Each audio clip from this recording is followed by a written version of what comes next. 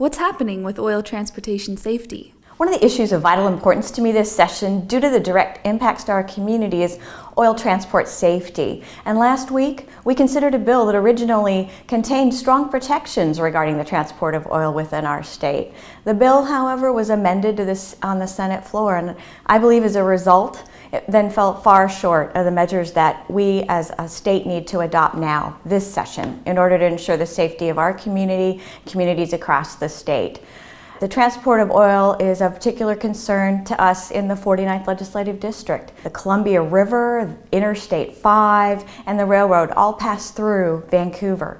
And the Columbia River Gorge is a nationally protected scenic area, lies just a few miles to the east of us. So an accident and a subsequent oil spill will be devastating to the health of our community and that very sensitive region. So the transport of oil has dramatically increased over the past few years. Rail shipments across our state have increased from 0 shipments in 2011 to 17 million barrels in 2013 and have steadily increased since that time. So presently, nearly 20-mile-long unit oil trains a week are crossing our state, and this volume could quadruple in coming years.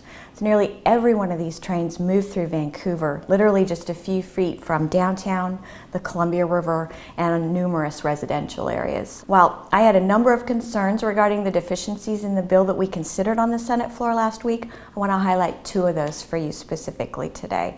First, it omits important provisions regarding railroads in order to have them demonstrate that they have the insurance or other financial mechanisms to fully clean up a crude oil spill should one occur from one of their trains.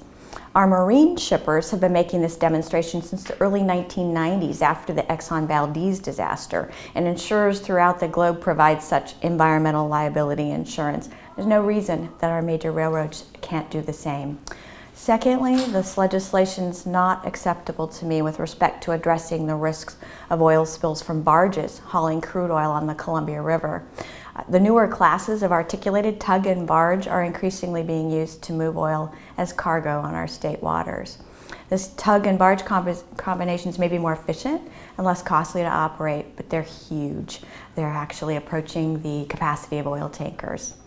So this legislation, as I mentioned, was weakened by amendment on the Senate floor, and for that reason I voted no, and I am committed to continuing to work to move forward the discussions around oil transport safety in our state and ensure that this legislative session we can adopt standards that will truly ensure safer communities and a safer state for all.